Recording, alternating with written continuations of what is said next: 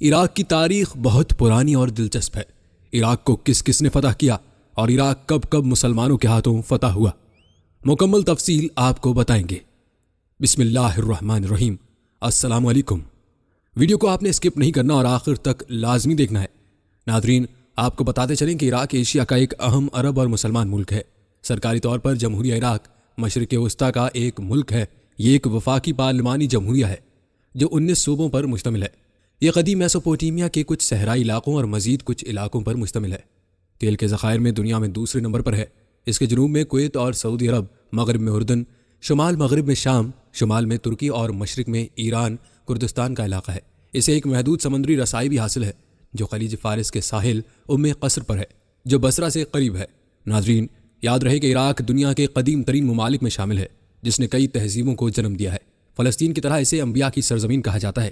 عراق سلطنت فارس کا حصہ تھا اور یہ خلیفہ ثانی حضرت عمر رضی اللہ تعالیٰ عنہ کے دور خلافت میں اسلامی لشکر کے ہاتھوں فتح ہوا۔ عراق کا دارالحکومت اور سب سے بڑا شہر بغداد ہے۔ زیادہ تر عراقی مسلمان ہیں۔ اقلیتی عقائد میں عیسائی، یزدی اور زرتشتی مذاہب شامل ہیں۔ عراق کی سرکاری زبانیں عربی اور کرد ہیں۔ دوسری زبانیں بھی مخصوص علاقوں میں بولی جاتی ہیں جیسے ترکی، ترکمان، سورہ اشوری اور آرمینیائی۔ کہا جاتا ہے کہ عراق دنیا کا 33واں سب سے زیادہ آبادی والا ملک ہے۔ بغداد کے علاوہ نجف، کوفہ، بصرہ، کربلا، سامرا، موصل اور کرکوک اس کے مشہور شہر ہیں۔ دریا دجلہ اور فرات اس کے مشہور دریا ہیں۔ ان کے درمیان کی وادی انتہائی زرخیز ہے اور اس میں 7 سے 9,000 سال سے بھی پرانے آثار ملتے ہیں۔ سمیری، اکادی، اسیریا اور بابل کی تہذیبیں اسی علاقے میں پروان چڑھیں اور فنا ہوئیں۔ ناظرین، تاریخی روایات بتاتی ہیں کہ 6000 قبل مسیح سے عراق کے دجلہ اور دریائے فرات کے درمیان کے زرخیز میدان جسے میسوپوٹیمیا کہا جاتا تھا، اس نے سمیری، اکادی اور آشوری دور کے قدیم ترین شہروں، تہذیبوں اور سلطنتوں کو جنم دیا۔ میسوپوٹیمیا ایک تہذیب کا گہوارہ تھا جس نے تحریری نظام، ریاضی، وقت کا نظام، تقویم، علم نجوم اور قانون میثاق کو دیکھا۔ بعد میں عباسی خلافت کے دور میں بغداد دارالحکومت اور سب سے بڑا شہر بن گیا۔ اسلامی سنہری دور کے دوران یہ شہر ایک اہم ثقافتی اور فکری مرکز میں تبدیل ہوا اور اس نے اپنے تعلیمی اداروں بشمول دارالحکمہ کے لیے دنیا بھر میں شہرت حاصل کی۔ اور یہ شہر سن 1258 عیسوی میں بغداد کے محاصرے کے دوران منگول سلطنت کے ہاتھوں بڑے حد تک تباہ ہو گیا۔ ناظرین، روایات کے مطابق حضرت نوح علیہ السلام، حضرت ابراہیم علیہ السلام اور حضرت خضر علیہ السلام کا تعلق اسی علاقے سے تھا، اور روایات بتاتی ہیں کہ حضرت آدم علیہ السلام نے بھی اس کے شہر قرنا کو اپنا وطن بنایا تھا۔ ناظرین، روایات کے مطابق حضرت ابراہیم علیہ السلام عراق میں پیدا ہوئے، اور اس کے علاوہ بھی عراق بہت سے انبیاء کی سرزمین ہے جیسے یونس، حزقیل، دانیال، عزیر، نحم، حنینہ عربی میں حنین، آدم، نوح، ہود، صالح، ذوالکفل، سلیمان اور ایوب علیہ السلام کا یہ مسکن رہا ہے۔ اور مسلمانوں کی اور بھی بہت سی عظیم شخصیات جن میں حضرت علی، امام حسین، ان کے بھائی عباس بن علی، محمد بن حسن مہدی، عبد القادر جیلانی، امام ابو حنیف النعمان شامل ہیں۔ ان کے مزارات اور اس کے علاوہ بھی بہت سے مزارات موجود ہیں۔ ناظرین، عراق ایک ایسا ملک ہے کہ جس کو مختلف پہلوؤں سے اہمیت حاصل ہے۔ آپ کو بتاتے چلیں کہ جغرافیائی طور پر خلیج عرب دنیا کے لیے عراق کا واحد سمندری راستہ ہے، کیونکہ عراق کے سمندری ساحل کی لمبائی تقریباً 58 کلومیٹر ہے، اور بصرہ میں قصر کی بندرگاہ خلیج کی عراقی بندرگاہوں میں سے ایک اہم ترین بندرگاہ ہے۔ دجلہ اور فرات کے دریا شمالی عراق سے اس کے جنوب میں گزرتے ہیں، جو میسوپوٹیمیا پر دنیا کے پہلے تہذیبی مراکز کے ظہور کی بنیاد تھے، جو پوری تاریخ میں اور 8000 سال کے عرصے کے دوران پیدا ہوئے۔ میسوپوٹیمیا کی تہذیب کی طرف سے تیار کردہ مصنوعات میں سمیری باشندوں کے خطوط کی ایجاد تھی، اور بنی نوع انسان کی تاریخ میں پہلے تحریری قوانین کا نفاذ، جس میں تاریخی ذرائع میں ضابطۂ حمورابی کے نام سے جانا جاتا ہے۔ امکان ہے کہ یہ عراق میں دنیا کا پہلا عجائب گھر تھا جو 530 قبل مسیح میں بنایا گیا۔ ناظرین، یہ تھا اجمالی سا تذکرہ عراق کی قدیم تاریخ کا۔ البتہ آپ کو بتاتے چلیں کہ جدید عراق کی تاریخ سن 1920 عیسوی سے شروع ہوتی ہے، جب میسوپوٹیمیا کے لیے برطانوی مینڈیٹ لیگ آف نیشنز کے اختیار کے تحت تشکیل دیا گیا تھا، اور ہاشمی خاندان کے شہزادے فیصل کی قیادت میں سن 1921 عیسوی میں برطانوی حمایت یافتہ بادشاہت قائم ہوئی تھی۔ سن 1932 عیسوی میں ہاشمی بادشاہت نے برطانیہ سے آزادی حاصل کی۔ سن 1958 عیسوی میں عبد الکریم قاسم کی زیر قیادت بادشاہت کا تختہ الٹ دیا گیا اور عراقی جمہوریہ تشکیل دی گئی۔ عراق پر سن 1968 عیسوی سے 2003 تک عرب سوشلسٹ باس پارٹی کی حکومت رہی، جس کی قیادت احمد حسن البکر اور پھر صدام حسین نے ایک جماعتی ریاست کے طور پر کی۔ عراق نے سن 1980 عیسوی میں ایران پر حملہ کیا، جس سے ایک طویل جنگ کا آغاز ہوا جو سن 1988 عیسوی میں ختم ہوئی، جس میں دونوں فریقوں کو تباہ کن نقصان پہنچا۔ سن 1990 میں عراق نے کویت پر حملہ کیا، جس کی وجہ سے عالمی سطح پر اس کی مذمت کی گئی، اور امریکہ کی زیر قیادت بین الاقوامی اتحاد کی جانب سے ایک فوجی مہم چلائی گئی جس نے عراقی افواج کو کویت سے نکال دیا۔ دہشت گردی کے خلاف عالمی جنگ کے ایک حصے کے طور پر ایک اور امریکی زیر قیادت اتحاد کی جانب سے سن 2003 میں شروع کیے گئے حملے کے نتیجے میں باعث عراق کو شکست ہوئی اور صدام حسین کو پھانسی دے دی گئی۔ عارضی اتھارٹی کی پالیسیوں سے عدم اطمینان نے امریکہ مخالف شورش کو جنم دیا جو فرقہ وارانہ اور جنگی میں تبدیل ہو گئی۔ سن 2005 میں نیا آئین اپنایا گیا اور عراق میں کثیر الجماعتی پارلیمانی انتخابات منعقد ہوئے۔ عراق سے امریکی فوجیوں کا انخلاء سن 2008 میں شروع ہوا اور امریکی قبضہ سرکاری طور پر سن 2011 میں ختم ہوا۔ نور المالکی کی شیعہ حکومت کی مسلسل جبر اور فرقہ وارانہ پالیسیاں 2012-13 میں عراقی مظاہروں کا سبب بنی، جس کے بعد باسی اور سنی ملیشیا کے اتحاد نے سن 2013 کی انبار مہم کے دوران ہتھیار اٹھا لیے۔ اس مہم کا عروج شمالی عراق میں اسلامک اسٹیٹ گروپ دولت اسلامیہ عراق و شام داعش کی طرف سے حملہ تھا، جس نے اس کی تیزی سے علاقائی توسیع کی نشاندہی کی، جس سے عراق میں جنگ لڑنے کے لیے امریکی فوجیوں کی واپسی پر اکسایا گیا جو 2017 تک جاری رہی۔ ایران نے سن 2014 کے بعد سے عراق میں فرقہ وارانہ جماعتوں اور خمینی ملیشیائی گروپ کے ذریعے مداخلت کی، جس کا اثر و رسوخ عراق میں وسیع پیمانے پر احتجاج کو متحرک کرتا ہے۔ ناظرین، یاد رہے کہ عراق ایک وفاقی پارلیمانی جمہوریہ ہے۔ صدر ریاست کا سربراہ ہوتا ہے اور وزیر اعظم حکومت کا سربراہ ہوتا ہے، اور آئین دو ادارے نمائندوں کے انجمن اور کونسل آف یونین فراہم کرتا ہے۔ عدلیہ انتظامیہ اور مقننہ سے آزاد اور خود مختار ہے۔ عراق کو ایک ابھرتی ہوئی درمیانی طاقت اور ایک اسٹریٹجک مقام سمجھا جاتا ہے۔ یہ اقوام متحدہ اور اوپیک کے ساتھ ساتھ عرب لیگ، اسلامی ممالک کی تنظیم OIC، غیر وابستہ تحریک اور IMF کا بانی رکن ہے۔ سن 1920 سے 2005 تک عراق نے اہم اقتصادی اور فوجی ترقی اور جنگوں سمیت مختصر عدم استحکام کا تجربہ کیا۔ ناظرین، یہ تھا اجمالی سا نقشہ عراق کی تاریخ کا۔ آئیے اب آپ کو عراق کے تاریخی پس منظر کے بارے میں تفصیل بتاتے ہیں۔ جیسا کہ پہلے بھی ذکر ہوا کہ عراق قدیم ترین انسانوں کی رہائش گاہ تھی اور کئی انبیاء کا یہ مسکن رہا ہے۔ روایات کے مطابق طوفان نوح یہیں پر آیا تھا۔ عراق سے ملنے والے آثار قدیمہ ثابت کرتے ہیں کہ زمانہ قبل از تاریخ میں بھی یہاں کے لوگ باقاعدہ زبان، ثقافت اور مذہب رکھتے تھے۔ عراق کے شمال مشرق میں شاندر کے غاروں سے ملنے والے نیاندرتھال انسان کے ڈھانچوں سے جو 50 سے 60 ہزار سال پرانے ہیں، یہ پتہ چلتا ہے کہ وہ بولنے کی صلاحیت رکھتے تھے اور رسومات ادا کیا کرتے تھے، مثلاً اپنے مردے پھولوں کے ساتھ دفناتے تھے۔ ناظرین، یہی وجہ ہے کہ عراق کو پہلی انسانی تہذیب کی آماجگاہ سمجھا جاتا ہے۔ عراق کا قدیم نام میسوپوٹیمیا ہے، مگر یہ وہ نام ہے جو یونانیوں نے انہیں دیا تھا، جس کا مطلب یونانی زبان میں دریاؤں کے درمیان کے ہے۔ چونکہ یہ تہذیب دریائے دجلہ اور دریائے فرات کے درمیان میں پروان چڑھی، اسی لیے اسے تہذیب مابین النہرین یا بلاد الرافدین بھی کہتے ہیں۔ تاریخی روایات بتاتی ہیں کہ یہ علاقہ سمیریا، اکادی، اسیریائی، کلدانی، ساسانی اور بابل کی تہذیبوں کا مرکز تھا، جو 5000 سال قبل از مسیح باقی دنیا میں بھی نفوذ کر گیا۔ انہوں نے دنیا کو لکھنا سکھایا اور ابتدائی ریاضیات، فلسفہ اور سائنسی علوم کے اصول دیے۔ اکادی سلطنت لبنان کے ساحلوں تک پھیلی ہوئی تھی۔ لبنان وہ علاقہ ہے جس نے ابتدائی حروف بنائے اور سمندری جہاز رانی کی ابتدا کی۔ روایات کے مطابق اکادیوں کے بعد سمیریوں اور اس کے بعد بابل کی تہذیب نے فروغ پایا۔ بابل کی تہذیب میں حمورابی کی بادشاہت میں انہوں نے دنیا کو شہریت کے ابتدائی قوانین دیے۔ 6 صدی قبل مسیح میں یہ علاقہ اگلے 400 سال کے لیے سائرس اعظم کی سلطنت فارس کا حصہ بن گیا، جس کے بعد سکندر اعظم نے یہ علاقہ فتح کیا، جو 200 سال کے لیے یونانی سلطنت کے زیر نگراں رہا۔ سکندر کے بعد ایرانیوں نے 7ویں صدی عیسوی تک راج کیا۔ ناظرین، بات کی جائے خلافت راشدہ کے دور کی تو آپ کو بتاتے چلیں کہ خلافت راشدہ میں عراق ساسانی سلطنت کا حصہ تھی، اور خلافت راشدہ کے دور میں عراق کو فتح کیا گیا، جسے اسلامی فتح فارس کہا جاتا ہے، اور اس کا آغاز سلطنت کے سیاسی اور اقتصادی مرکز عراق پر مسلمانوں کے حملے کی فتوحات سے ہوا۔ سن 11 ہجری بمطابق 633 عیسوی میں خالد بن ولید رضی اللہ تعالیٰ عنہ کی قیادت میں عراق پر حملہ کیا گیا اور فتح حاصل کی۔ اس فتح کے بعد خالد بن ولید رضی اللہ تعالیٰ عنہ کو رومی محاذ پر بھیجا گیا تو مسلمانوں پر فارسیوں نے حملہ کیا، جس کی وجہ سے انہیں نقصان اٹھانا پڑا۔ خلیفہ دوم سیدنا عمر بن خطاب رضی اللہ تعالیٰ عنہ کے دور میں فتوحات کی دوسری لہر سعد ابن ابی وقاص کی قیادت میں سن 14 ہجری بمطابق 636 عیسوی میں شروع ہوئی۔ چنانچہ فیصلہ کن فتح سن 636 عیسوی میں جنگ قادسیہ کی صورت میں ہوئی اور سعد ابن ابی وقاص رضی اللہ تعالیٰ عنہ نے عراق پر حکومت کی۔ ناظرین، تاریخی روایت بتاتی ہیں کہ خلیفہ عمر بن خطاب رضی اللہ تعالیٰ عنہ کے دور میں بصرہ اور کوفہ شہر تعمیر ہوئے۔ جنگ جمل کے بعد حضرت علی رضی اللہ تعالیٰ عنہ نے خلافت کے دارالحکومت کو مدینے سے کوفہ منتقل کر دیا، کیونکہ اس وقت اسلامی ریاست کی سرزمین کے وسط میں یہ مقام تھا، اور عراق کا انتظام ان گورنروں کے زیر انتظام رہا جو مدینے میں خلیفہ کے ذریعے مقرر کیے گئے تھے۔ ناظرین، یاد رہے کہ عراق کی تاریخ میں اموی دور بھی کافی اہمیت کا حامل ہے۔ یاد رہے کہ اموی ریاست یا اموی خلافت اسلام کی تاریخ میں دوسری خلافت تھی اور اسلام کی تاریخ کی سب سے بڑی ریاست تھی۔ بنو امیہ کے خاندان نے 41 ہجری 662 عیسوی سے 132 ہجری 750 عیسوی تک حکومت کی، اور ریاست کا دارالحکومت موجودہ جمہوریہ شام کے شہر دمشق میں تھا۔ معاویہ بن ابی سفیان کے دور میں سیاسی سطح پر سب سے نمایاں تبدیلی یہ تھی کہ انہوں نے ریاست کے دارالحکومت کو کوفہ سے دمشق منتقل کر دیا۔ عراق اور حجاز کی ریاستوں نے ان کے دور حکومت میں استحکام اور خوشحالی کے دور کا مشاہدہ بھی کیا اور طویل وقفے کے بعد فتوحات کی پیروی کی۔ ناظرین، یاد رہے کہ اموی خاندان کے دوران عراق میں رونما ہونے والے اہم ترین واقعات میں سے چند یہ ہیں۔ اموی دور کا اہم واقعہ کربلا ہے۔ کربلا کا واقعہ جو 3 دن پر محیط تھا، جو سن 61 ہجری کو ہوا، جو کہ 12 اکتوبر 680 عیسوی کے مطابق ہے۔ اس کے نتیجے میں امام حسین اور ان کے ساتھی شہید ہو گئے تھے، اور اہل عراق نے حجاز کے لوگوں کے ساتھ عبداللہ بن زبیر کے خلیفہ کی بیعت کی۔ پھر اس کے بعد مختار الثقفی نے سن 66 ہجری میں بنی امیہ کے خلاف انقلاب کا اعلان کیا اور امام حسین کے قاتلوں کے ایک گروہ کو قتل کر دیا، جو کوفہ اور دیگر جگہوں پر تھی، جیسے عمر بن سعد اور شمر ابن ذیجوشن اور دیگر۔ مختار ثقفی نے امام حسین کے قاتلوں کو قتل کر کے نعرہ بلند کیا، او حسین کا بدلہ۔ وہ عراق میں علوی ریاست بنانے کا ارادہ کر رہا تھا، اور خلیفہ کے دور میں مصعب بن زبیر کی فوج کے ہاتھوں سن 67 ہجری میں کوفہ میں مارا گیا۔ روایات کے مطابق عبد الملک بن مروان، جس نے سن 71 ہجری میں جنگ دیر چسیک میں کامیابی کے بعد عراق کا مینڈیٹ دوبارہ حاصل کیا، اور عبد الملک بن مروان نے عبداللہ بن زبیر کے خلاف جنگ میں کامیابی کے بعد حجاج بن یوسف کو عراق اور مشرق کا گورنر بنا کر بھیجا۔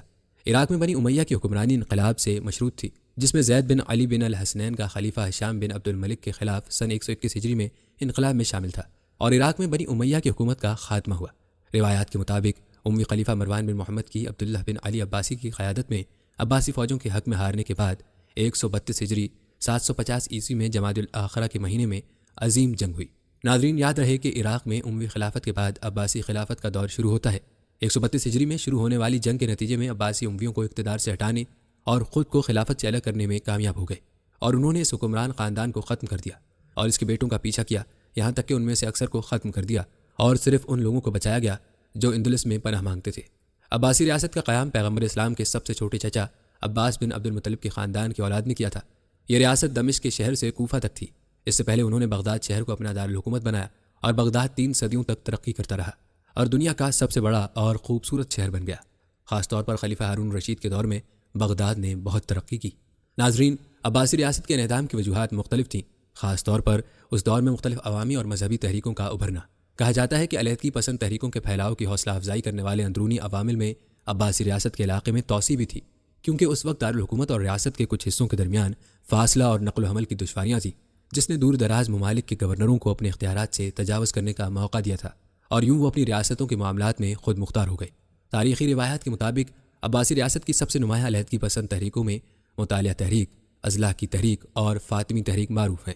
یوں عباسی ریاست کی حکمرانی کے دوران ہمدانیوں نے موصل پر قبضہ کر لیا۔ یاد رہے کہ بغداد میں عباسی حکومت کا خاتمہ سن 656 ہجری میں ہوا، جب ہلاکو خان تاتاری نے اس شہر پر حملہ کیا۔ ناظرین، اب بات کرتے ہیں منگول حملے کی اور اس کے نتیجے کی۔ یاد رہے کہ 1257 میں منگول کمانڈر ہلاکو خان نے بغداد پر قبضہ کرنے کے لیے منگول سلطنت کی بڑی تعداد میں فوجیں جمع کرنا شروع کی۔ اسلامی خلافت کے دارالحکومت میں پہنچنے پر ہلاکو خان نے عباسی خلیفہ المعتصم باللہ سے ہتھیار ڈالنے کو کہا، لیکن خلیفہ نے ہتھیار ڈالنے سے انکار کر دیا، جس سے ہلاکو ناراض ہوا۔ چنانچہ اس نے دارالحکومت کو تباہ کرنے کا حکم دیا، اور یوں ہلاکو خان کے حملوں کے نتیجے میں بغداد مکمل طور پر تباہ ہو گیا، اور اندازے کے مطابق مرنے والوں کی تعداد 2 لاکھ سے لے کر 10 لاکھ تک بتائی جاتی ہے۔ کہا جاتا ہے کہ ہلاکو خان کی نستوری بیوی ڈوکوز خاتون کی مداخلت سے مقامی عیسائی آبادی کو کسی نے پریشان نہیں کیا۔ آپ کو بتاتے چلیں کہ ہلاکو خان نے 29 جنوری سن 1257 کو بغداد کے محاصرے کا آغاز کیا تھا۔ حملے سے پہلے اس نے خلیفہ مستعصم کو لکھا، لوہے کے سوئے کو مکہ مارنے کی کوشش نہ کرو، سورج کو بجھی ہوئی موم بتی سمجھنے کی غلطی نہ کرو، بغداد کی دیواریں فوراً گرا دو، اس کی خندقیں پاٹ دو، حکومت چھوڑ دو اور ہمارے پاس آ جاؤ۔ اگر ہم نے بغداد پر چڑھائی کی تو تمہیں گہری ترین پاتال میں پناہ ملے گی، نہ بلند ترین آسمان میں۔ لیکن ناظرین، 37ویں عباسی خلیفہ معتصم باللہ کی وہ شان و شوکت تو نہیں تھی جو ان کے عظیم الشان اجداد کے حصے میں آئی تھی، لیکن پھر بھی مسلم دنیا کے بیشتر حصے پر ان کا سکہ چلتا تھا، اور خلیفہ کو زعم تھا کہ اس پر حملے کی خبر سن کر مراکش سے لے کر ایران تک کے سبھی مسلمان ان کے سامنے سینہ سپر ہو جائیں گے۔ چنانچہ خلیفہ نے ہلاکو کو جواب میں لکھا، نوجوان، 10 دن کی خوش قسمتی سے تم خود کو کائنات کا مالک سمجھنے لگے ہو، جان لو کہ مشرق تا مغرب خدا کے ماننے والے اہل ایمان میری رعایا ہیں، سلامتی سے لوٹ جاؤ۔ ہلاکو خان کو اپنے منگول سپاہیوں کی صلاحیتوں پر پورا اعتماد تھا۔ وہ پچھلے 4 اشروں کے دوران اپنے آبائی وطن منگولیا سے نکل کر 4000 میل دور تک آ پہنچے تھے، اور اس دوران معلوم دنیا کے بڑے حصے کو اپنا متی بنا چکے تھے۔ بغداد پر حملے کی تیاریوں کے دوران نہ صرف ہلاکو خان کے بھائی منگو خان نے تازہ دم دستے بھجوائے تھے، بلکہ آرمینیا اور جارجیا سے خاصی تعداد میں مسیحی فوجی بھی آ ملے تھے، جو مسلمانوں سے صلیبی جنگوں میں یورپ کی شکست کا بدلہ لینے کے لیے بےتاب تھے۔ یہی نہیں، منگول فوج تکنیکی لحاظ سے بھی کہیں زیادہ برتر اور جدید ٹیکنالوجی سے بہرہ تھی۔ منگول فوج میں چینی انجینئروں کا یونٹ تھا جو منجنیقوں کی تیاری اور بارودوں کے استعمال میں مہارت رکھتا تھا۔ بغداد کے شہری آتش گیر معدن نفتا سے واقف تھے، جسے تیروں سے باندھ کر پھینکا جاتا تھا۔ لیکن بارود سے ان کا کبھی واسطہ نہیں پڑا تھا۔ کہتے ہیں اس زمانے کا بارود آہستگی سے جلتا تھا۔ منگولوں نے اس میں یہ جدت پیدا کی، اسے لوہے یا پکائی گئی مٹی کے ٹیوبوں میں رکھ دیتے تھے جس سے وہ دھماکے سے پھٹ جاتا تھا۔ اس کے علاوہ منگولوں نے دھوئیں کے بم بنانے میں بھی مہارت حاصل کر لی تھی۔ ان کے منجنیکوں نے شہر پر آتشی بارش برسانا شروع کر دی۔ یہی نہیں، منگولوں نے فصیل کے نیچے بارود لگا کر اسے بھی جگہ جگہ سے توڑنا شروع کر دیا۔ بغداد کے باسیوں نے یہ آفت اس سے پہلے کبھی نہیں دیکھی تھی۔ ابھی معاشرے کو ایک ہفتہ بھی نہ گزرا تھا کہ خلیفہ نے ہلاکو خان کو بھاری تعاون ادا کرنے اور اپنی سلطنت میں جمعے کے خطبے میں اس کا نام پڑھنے کی شرط پر صلح کی پیشکش کی، لیکن ہلاکو کو فتح سامنے نظر نہ آ رہی تھی۔ اس نے یہ پیشکش فوراً ہی ٹھکرا دی۔ آخر 10 فروری کا دن آیا جب خلیفہ نے شہر کے دروازے منگولوں کے لیے کھول دیے۔ منگول مذہب میں کسی بادشاہ کا زمین پر خون بہانا بدشگونی سمجھا جاتا تھا، اس لیے ہلاکو شروع میں خلیفہ کو یہ باور کرواتا رہا جیسے وہ بغداد میں اس کا مہمان بن کر آیا ہے۔ ناظرین، خلیفہ کی ہلاکت کے بارے میں کئی کہانیاں مشہور ہیں، تاہم زیادہ قرین قیاس ہلاکو کے وزیر نصیر الدین توسی کا بیان ہے جو اس موقع پر موجود تھے۔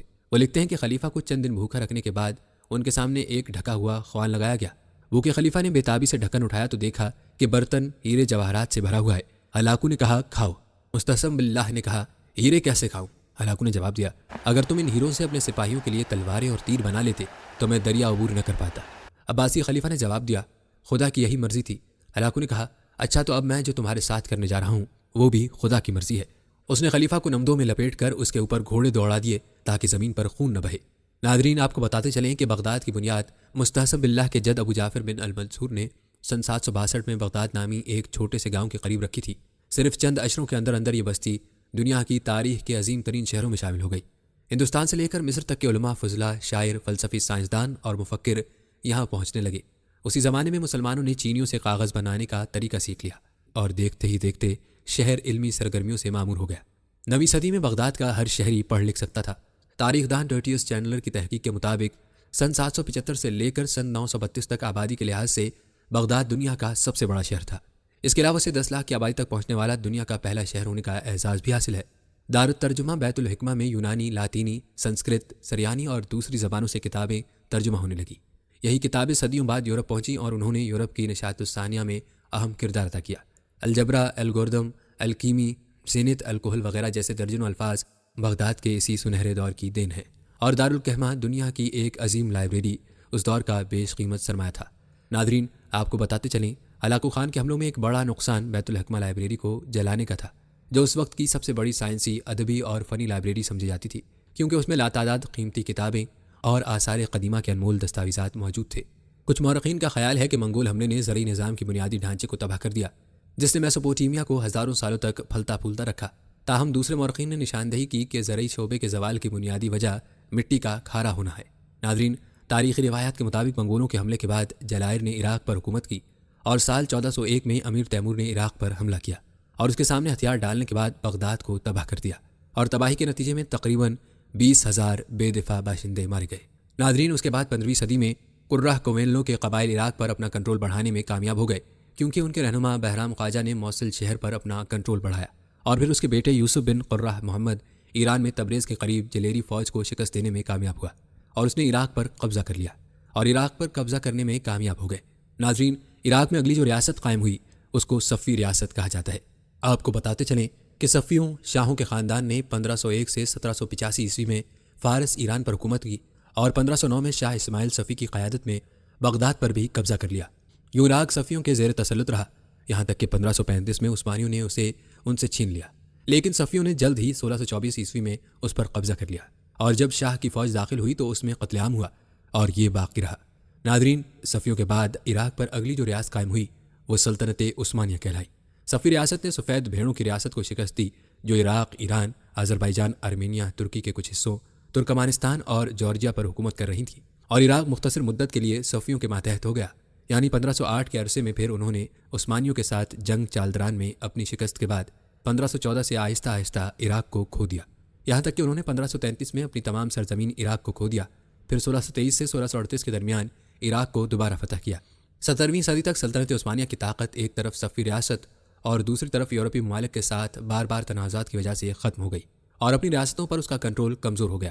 جزیرہ نما عرب میں نجد سے خانہ بدوشوں کی آمد سے آبادی میں اضافہ ہوا اور آباد علاقوں پر بدویوں کے چھاپوں کو روکنا ناممکن ہو گیا۔ زیادہ تر ہجرتیں وسطی اور جنوبی علاقوں کی طرف تھیں، خاص طور پر وہ جو دریائے فرات سے متصل ہیں۔ یعنی انبار سے بصرہ تک۔ ناظرین، تاریخی روایات بتاتی ہیں کہ 1747 سے 1831 کے درمیانی عرصے کے دوران ادیگی نسل کے مملوک افسروں نے عراق پر حکومت کی۔ وہ عثمانی سبلائم پورٹ سے خود مختاری حاصل کرنے میں کامیاب ہو گئے۔ انہوں نے قبائلی بغاوتوں کو کچل دیا، یعنی چری فورس کے اختیارات کو محدود کیا اور امن بحال کیا اور ایک پروگرام متعارف کرایا۔ معیشت اور فوجی نظام کو جدید بنانا، اور 1831 عیسوی میں عثمانیوں نے مملوک حکومت کا تختہ الٹنے اور عراق پر براہ راست کنٹرول مسلط کرنے میں کامیابی حاصل کی۔ ناظرین، روایات بتاتی ہیں کہ 20ویں صدی کے اوائل میں عراق کی آبادی 50 لاکھ سے کم تھی، اور عراق میں عثمانی سلطنت کے اختتام پر اس نے قتل عام کیا، جسے سیف و قتل عام کے نام سے جانا جاتا ہے، جسے عاشوری قتل عام یا شامی قتل عام بھی کہا جاتا ہے، جو کہ سلطنت عثمانیہ کی باقاعدہ افواج کی مدد سے شروع کی جانے والی جنگی کارروائیوں کا ایک سلسلہ ہے۔ ان کارروائیوں کے نتیجے میں ان میں سے ہزاروں افراد ہلاک ہوئے اور دیگر موجودہ ترکیہ کے جنوب مشرق اور شمال مغربی ایران میں اپنے اصل رہائش کے علاقوں سے بے گھر ہو گئے۔ ان میں سے کچھ عراق میں آباد ہوئے۔ ناظرین، یاد رہے کہ عراق 3 ریاستوں سے قائم ہوا تھا، بغداد، بصرہ اور موصل، جو سابقہ سلطنت عثمانیہ سے تعلق رکھتی تھیں۔ عراق پر عثمانی حکومت پہلی جنگ عظیم تک جاری رہی۔ جب عثمانیوں نے جرمنی اور مرکزی طاقتوں کا ساتھ دیا، جنگ کا اعلان کرنے کے بعد میسوپوٹیمیا مہم میں انگریزوں نے 92,000 فوجیوں کو کھو دیا۔ عثمانی نقصانات معلوم نہیں تھے، لیکن برطانوی افواج نے عثمانی فوج سے 45,000 قیدیوں کو پکڑ لیا۔ برطانوی فوج 11 مارچ 1917 کو بغداد میں داخل ہونے میں کامیاب ہوئی، اور 1918 کے آخر تک اس خطے میں 4,10,000 برطانوی فوجی تعینات تھے، جن میں سے 1,12,000 جنگی فوجی تھے۔ ناظرین، یاد رہے کہ 1914 سے 1918 تک جاری رہنے والی پہلی جنگ عظیم ختم ہوئی تو دنیا بدل چکی تھی۔ یہ ضرور تھا کہ برطانیہ کی سلطنت اپنے نو آبادیاتی نظام کی وجہ سے دنیا کے 24% رقبے اور 25% آبادی پر مشتمل تھی، مگر در حقیقت اب دنیا میں سیاسی نو آبادیاتی نظام چیلنج ہو چکا تھا۔ ویسے تو تاریخی اعتبار سے پوری دنیا کا جغرافیائی نقشہ 1492 عیسوی میں امریکہ کی دریافت کے چند برس بعد مکمل ہو کر سامنے آیا تھا، مگر دنیا بھر میں ایک ہی وقت میں انسانی ہاتھوں کی ترتیب دی گئی آفت یعنی جنگ عظیم اول ایسی جنگ تھی جو پوری دنیا پر محیط تھی۔ اس جنگ کے بعد دنیا کی 3 بڑی سلطنتیں زوال پذیر ہو گئیں۔ 1917 کو روس میں لینن اور اسٹالن کمیونسٹ انقلاب لائے اور جنگ سے روس کو الگ کر لیا، اور یہاں شہنشاہیت کا خاتمہ ہو گیا۔ جرمنی کو شکست ہوئی اور بادشاہت کا خاتمہ ہو گیا، اور پھر سلطنت عثمانیہ جو جرمنی کی اتحادی تھی یہ بھی ٹوٹ کر بکھر گئی، اور صرف ترکیہ میں اتاترک مصطفیٰ کمال پاشا نے ترکیہ کو بچا لیا۔ باقی عرب ممالک بھی برطانیہ اور اتحادیوں کے زیر اثر آ گئے، اور برطانیہ ہی کی نگرانی میں یہاں بادشاہتیں قائم ہوئیں۔ انہی میں سے ایک بادشاہت عراق کی بادشاہت تھی، جو 1925 عیسوی میں قائم کی گئی، اور ہاشمی خاندان کے شاہ فیصل اول بادشاہ ہوئے۔ اس خاندان کا پس منظر حجاز مقدس کی بنیاد پر قابل احترام تھا، یہاں تک کہ ترکیہ کی خلافت عثمانیہ کے دور میں بھی اس خاندان کے سربراہ کو امیر مکہ کا لقب دے کر اس خاندان کو قابل تکریم اور ان کے اختیارات کو تسلیم کیا گیا تھا۔ لیکن جب پہلی عالمی جنگ شروع ہونے والی تھی اور اس کے فریقین واضح انداز میں تشکیل پا چکے تھے، یعنی ایک جانب سلطنت عثمانیہ اور جرمنی تھے، اور دوسری طرف برطانیہ، روس، فرانس اور یورپ کے دوسرے ممالک تھے۔ ناظرین، تاریخی روایات بتاتی ہیں کہ جنگ کے آخری سال میں روس جنگ سے باہر آ گیا تھا اور امریکہ تازہ دم حیثیت سے اتحاد میں شامل ہو گیا تھا، تو شریف مکہ ہی کو انگریز نے ترکیہ کی سلطنت کے خلاف استعمال کیا تھا، اور یہ تحریک پان عرب یعنی عرب نیشنلزم کی بنیاد پر ترکیہ کے خلاف ترتیب دی گئی تھی۔ اس وقت ترکیہ حجاز ریلوے قائم کر رہا تھا، جس کے 2 بنیادی تقاضے اور مقاصد تھے۔ ایک یہ کہ ریلوے کا نظام اس وقت تک جنگ کے دوران افواج اور اسلحہ کو ایک جگہ سے دوسری جگہ منتقل کرنے کا سب سے اچھا ذریعہ بن چکا تھا، یعنی 300 اونٹ جتنے فوجی اور ساز و سامان 15 دن میں ایک مقام سے دوسرے مقام تک پہنچاتے تھے، اتنے ہی ٹرین کے ذریعے یہ ایک دن میں اور زیادہ محفوظ انداز میں پہنچ جاتے تھے، اور اس کا بہترین تجربہ فرانس، امریکہ، برطانیہ کی جنگوں اور خانہ جنگی میں کر چکے تھے۔ دوسرا اہم مقصد یہ تھا کہ حجاز مقدس، مکہ اور مدینہ کی سرزمین سے شام، مصر، عراق اور استنبول کو ریل کی پٹڑی کے ذریعے منسلک کیا گیا، تو حج کے لیے بھی آسانیاں ہو گئی تھیں، اور آمدورفت کے لیے بھی انگریزوں نے اس مقصد کے لیے اپنے خاص جاسوس کرنل لارڈ لارنس المعروف لارنس آف عربیہ کو یہاں بھیجا، جس نے امیر مکہ کو ساتھ ملا کر سلطنت عثمانیہ کے خلاف مسلح گوریلا تحریک شروع کی۔ ناظرین، روایات بتاتی ہیں کہ ان عرب شیوخ اور امرا میں ہزاروں پاؤنڈ سونا تقسیم کر کے ترک فوج کو نقصان پہنچایا۔ حجاز ریلوے کو بہت سے مقامات پر ڈائنامیٹ کے ذریعے تباہ کیا گیا۔ یوں ہاؤس آف شریف یعنی شریف خاندان کو جنگ سے 2 برس پہلے ہی یہاں حجاز مقدس یعنی آج کے سعودی عرب میں 1916 کو بادشاہت عطا کر دی گئی، جو یہاں 1916 سے 1925 تک رہی۔ اسی شریف خاندان کو شام میں 1920 اور عراق میں 1921 میں اور ساؤتھ اردن میں بادشاہتیں ملی تھیں۔ ناظرین، یاد رہے کہ عرب دنیا میں شام کی اہمیت بھی ہمیشہ سے رہی ہے۔ یہاں بادشاہت کا ریکارڈ 187 قبل مسیح سے ملتا ہے۔ اس دوران سلطنت شام کا رقبہ بہت وسیع بھی ہوتا رہا اور کم بھی۔ ناظرین، آپ کو بتاتے چلیں کہ شام کی جدید تاریخ کا آخری بادشاہ بھی شاہ فیصل اول تھا، مگر شام کے حوالے سے ان کا اقتدار شام کی بادشاہت کی بنیاد پر تھا، جو 8 مارچ 1919 سے 14 یا 24 جولائی 1920 تک شامی نیشنل کانگریس کی بنیاد پر رہا۔ یہ کانگریس مئی 1919 میں دمشق میں قائم ہوئی تھی۔ اسے شامی نیشنل کانگریس یا پان سیرین کانگریس یا جنرل سیرین کانگریس بھی کہا جاتا ہے۔ روایات کے مطابق یہ کانگریس سلطنت عثمانیہ کے خاتمے اور یہاں عرب ملکوں پر اس کے اقتدار کے اختتام پر قائم ہوئی تھی۔ عظیم شام کے نظریے پر یقین رکھتی تھی۔ یہ بشمول شام، لبنان، اسرائیل، فلسطین، اردن اور کچھ ملحقہ علاقوں پر مشتمل تھی۔ جب یہ منصوبہ سامنے آیا تو اس منصوبے پر امریکی کنگ نے بھی آمادگی کا اظہار کیا۔ ناظرین، روایات کے مطابق یہ کانگریس مئی 1919 میں قائم ہوئی اور 1920 میں تحلیل ہو گئی۔ اس کانگریس کے تحت شامی قوم پرست ہاشم الطاسی کے سربراہی میں ہونے والے اجلاس میں عظیم شام یعنی گریٹ شام کا اعلان کیا گیا، اور انہوں نے اس موقع پر اعلان کیا کہ ہمارا ملک شام بشمول فلسطین، لبنان، شمالی میسوپوٹیمیا کے علاقوں کی سرحدی حدود تک کی مکمل آزادی اور خود مختاری کے ساتھ ہوگا۔ اس موقع پر قوم پرست ہاشم الطاسی نے شام کی مکمل آزادی اور عوامی نمائندگی کے ساتھ صہیونیوں کے فلسطین، اسرائیل میں الگ یہودی ریاست کے دعوے کو مسترد کیا، اور یوں عظیم شام کے بادشاہ شریف مکہ کے بھائی فیصل اول ہوئے۔ وزیر اعظم ہاشم الطاسی منتخب ہوئے۔ شہزادہ زید میسوپوٹیمیا کے والی ہوئے۔ یوسف العظمیٰ کو وزیر جنگ اور چیف آف آرمی اسٹاف مقرر کیا گیا۔ شام کی اس آزاد اور عظیم ریاست اور حکومت کا خاتمہ اس اعلان کے چند دن بعد 17 جولائی 1920 کو اس وقت ہوا جب فرانس نے شاہ فیصل اول کو الٹیمیٹم دے دیا کہ وہ اس ریاست اور حکومت سے دستبردار ہو جائیں یا جنگ کے لیے تیار ہو جائیں۔ یوں شام میں شاہ فیصل اول کی بادشاہت ختم ہو گئی، مگر عراق میں ان کی بادشاہت مضبوط اور مستحکم ہوئی۔ ناظرین، کہا جاتا ہے کہ عراق میں یہ انتظام برطانیہ نے اپنے خاص انداز کے نوآبادیاتی منصوبے کے تحت کیا تھا، اور یوں عراق میں شریف خاندان یا ہاؤس آف شریف شاہ فیصل اول جدید تاریخ میں عراق کے ایک ایسے بادشاہ بنے جو بظاہر ایک آزاد ملک عراق کے بادشاہ تھے، لیکن در حقیقت یہ بادشاہت برطانیہ کی نگرانی میں تھی۔ فیصل اول 23 اگست 1921 سے 8 ستمبر 1933 تک عراق کے بادشاہ رہے۔ ان کے دو اقتدار میں کریوک میں تیل کے وسیع ذخائر دریافت ہوئے۔ ناظرین، آپ کو بتاتے چلیں کہ عراقی پیٹرولیم کمپنی کے تحت 1933 تک 46,000 بیرل یومیہ تیل کی پیداوار ہوئی، جس پر برطانوی اجارہ داری تھی۔ اس کے بعد دوسرے مقامات سے بھی تیل کے ذخائر دریافت ہوئے۔ شاہ فیصل اول کے دور میں ایک معجزہ بھی ہوا اور اس کو جدید اسلامی تاریخ میں بہت اہمیت حاصل ہے۔ وہ یہ کہ 1932 کو شاہ فیصل اول رات گہری نیند سو رہے تھے کہ ان کے خواب میں ایک صحابی تشریف لائے۔ فرمایا کہ ہم تو صحابہ رسول صلی اللہ علیہ وآلہ وسلم دریائے دجلہ کے کنارے دفن ہیں۔ دریا اپنا رخ تبدیل کر رہا ہے اور پانی ہماری قبروں کی جانب آ رہا ہے۔ حذیفہ بن یمان رضی اللہ تعالیٰ عنہ کی قبر میں پانی آ چکا ہے، جبکہ جابر بن عبداللہ رضی اللہ تعالیٰ عنہ کی قبر نم ہونے لگی ہے۔ یہ قبر ان کی قبر سے کچھ فاصلے پر ہے، اس لیے ہماری میتیں یہاں سے نکلوا کر دریا سے دور کسی اور مقام پر دوبارہ دفنائی جائیں۔ پھر دوسری رات وہی خواب شاہ فیصل اول کو آیا۔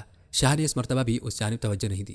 تیسری مرتبہ یہی خواب عراق کے مفتی اعظم نوری السید پاشا کو آیا، تو انہوں نے فوراً وزیر اعظم کو ساتھ لیا اور بادشاہ کے پاس پہنچے اور خواب شاہ فیصل اول کو بتایا، تو شاہ نے حیران ہو کر کہا کہ یہی خواب 2 مرتبہ مجھے بھی آیا ہے۔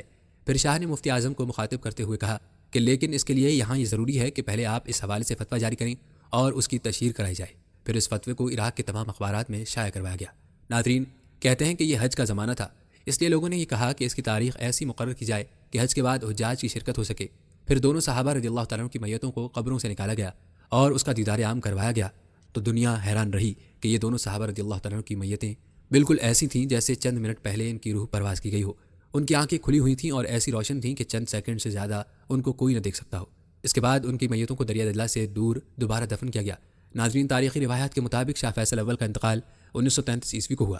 ان کے بعد غازی اول 27 سال کی عمر میں بادشاہ بنے، جو فیصل اول کے بیٹے تھے۔ ان کے ہاں فیصل دوم 14 جولائی 1935 میں پیدا ہوئے۔ غازی اول کے بعد ان کا یہی بیٹا 4 اپریل 1939 میں عراق کا بادشاہ بنا۔ یہ وہ دور ہے جب فلسطین میں یہودی زمینیں خرید کر اس قابل ہو گئے تھے کہ ان کی تعداد اپنے وجود کو سیاسی طور پر منوا سکتی تھی، اور 1917 کے اعلان بلفور، جو جنگ عظیم اول کے دوران انگریز نے یہودیوں سے قرض اور مالی معاونت کے بدلے طے کر لیا تھا کہ وہ فلسطین میں اسرائیل کی ریاست قائم کر دیں گے۔ ناظرین، یاد رہے کہ جنگ عظیم اول کے زمانے میں ہاؤس آف شریف نے عرب نیشنلزم کی بنیاد پر عربوں کو ترکیہ کے خلاف ابھارا تھا، اور عراق، شام، اردن اور دوسرے عرب ممالک برائے نام آزاد تھے، مگر برطانیہ کی نوآبادیات بن چکے تھے۔ 1930 عیسوی میں عظیم عالمی کساد بازاری کے منفی معاشی اقتصادی اثرات عراق پر بھی مرتب ہوئے تھے، اور شاہ فیصل 4 سال کی عمر میں عراق کے بادشاہ بنے۔ تو اسی سال جنگ عظیم دوم کا آغاز بھی ہوا۔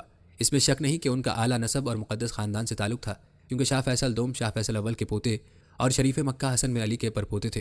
روایات بتاتی ہیں کہ یہی شاہ فیصل دوم اور اردن کے بادشاہ حسن بن طلال جو 1953 میں برسر اقتدار آئے، یہ دونوں ہاشمی خاندان کی 41ویں نسل سے تعلق رکھتے تھے۔ شاہ فیصل دوم جب 4 برس کی عمر میں عراق کے بادشاہ بنے تو امور حکومت سرپرستی ان کے ماموں عبداللہ کے پاس تھی۔ 1941 میں قوم پرست وزیر اعظم رشید علی گیلانی نے بہت سے اختیارات حاصل کر لیے، تو شاہ فیصل دوم کی ماں ملکہ عالیہ جو برطانیہ میں تھی، انہوں نے شاہ کو وہاں بلوا لیا اور ان کی اسکول کی تعلیم وہاں ہوئی۔ ناظرین، روایت بتاتی ہے کہ 1950 میں ملکہ کی وفات کے بعد ان کی سرپرستی عبداللہ کے پاس گئی۔ اس کے بعد شاہ فیصل دوم بادشاہ کے طور پر عراق میں رفتہ رفتہ اختیارات حاصل کرتے گئے۔ 1953 عیسوی میں جب اردن میں شاہ حسن بن طلال بادشاہ بنے تو یہ وہ موقع تھا جب ان دونوں نے عرب دنیا میں یہ چاہا کہ خاندانی پس منظر کو سامنے رکھتے ہوئے پورے عرب میں اس خاندان کی عظمت و توقیر کو بحال کیا جائے۔ اس دوران جب وہ بچپن اور لڑکپن کے عہد میں تھے تو دوسری جنگ عظیم میں یہاں برطانیہ اور فرانس کی عملداری بڑھ گئی، اور جب جنگ ختم ہوئی تو اس کے ساتھ ہی ایک جانب اقوام متحدہ کا ادارہ تشکیل پا گیا، اور پھر 14 جولائی 1948 عیسوی کو اقوام متحدہ نے اسرائیل کے قیام کے بعد اس کو تسلیم کر لیا۔ اس کے بعد پہلی عرب اسرائیل جنگ ہوئی، جس میں اسرائیل کی فوج کی تعداد 1,75,000 کے مقابلے میں مصر کی فوج 20,000، اردن کی فوج 10,000، عراق اور شام کی فوجیں 5,000 تھیں، سعودی عرب کی فوج 800، یمن کی 300 اور عرب لبریشن آرمی کی تعداد 3,500، یعنی کل فوج 45,000 تھی۔ اس پہلی عرب اسرائیل جنگ میں 7,000 عرب، 13,500 فلسطینی شہید ہوئے، جبکہ اسرائیل کے 6,373 فوجی مارے گئے۔ ناظرین، اس جنگ کا نقصان یہ ہوا کہ جنگ میں شکست پر اسرائیل کے رقبے میں 60% اضافہ ہوا، اور جنگ کے بعد حقیقت میں شریف خاندان سمیت عرب ملکوں کے عوام میں اپنی بادشاہتوں کے خلاف غم و غصے میں اضافہ ہو گیا، اور عوام یہ سوچنے لگی کہ سلطنت عثمانیہ سے آزادی کے بعد اس جنگ میں جو اسرائیل کے ناجائز قیام پر لڑی جانے والی جنگ تھی انہیں شکست ہوئی۔ اس کی بنیادی وجہ ان بادشاہوں کا مفاد پرستانہ رویہ تھا، اور یہ بادشاہ حقیقت میں جذبہ ایمانی سے اس جنگ میں شریک نہیں ہوئے تھے۔ پھر 1945 عیسوی میں جنگ عظیم دوم کے خاتمے پر سابق سوویت یونین اور امریکی بلاک کے درمیان سرد جنگ کا آغاز ہو چکا تھا۔ اس کی شروعات جرمنی پر قبضے کے فوراً بعد ہی ہو گئی تھی۔ ناظرین، اگرچہ عرب اسرائیل کی پہلی جنگ میں سوویت یونین نے کوئی مداخلت نہیں کی تھی، مگر یہ حقیقت ہے کہ اس جنگ کے بعد ہی مصر، شام، عراق، اردن، فلسطین اور سوڈان میں اشتراکی نظریات میں اضافہ ہونے لگا۔ اس کی ایک بنیادی وجہ اسرائیل تھا۔ ناظرین، یاد رہے کہ فلسطین، شام، عراق اور مصر میں صدیوں مسلمانوں کے بعد دوسری بڑی آبادیاں عیسائیوں کی رہی تھیں، اور عیسائیوں کے عقائد کے مطابق ایک یہودی کے کہنے اور مقبری پر ہی حضرت عیسیٰ کو سولی پر چڑھایا گیا تھا۔ ناظرین، یہ تھی ہماری آج کی ویڈیو۔ آپ سے گزارش ہے کہ کمنٹ سیکشن میں اپنی رائے کا اظہار ضرور کریں اور بتائیں کہ آپ اگلی ویڈیو کون سے اسلامک ٹاپک پر دیکھنا چاہتے ہیں۔ آپ کی قیمتی رائے ہمارے لیے بہت اہمیت رکھتی ہے، اور جانے سے پہلے ویڈیو کو شیئر ضرور کیجیے گا۔ ملتے ہیں اگلی ویڈیو میں، تب تک کے لیے اللہ نگہبان۔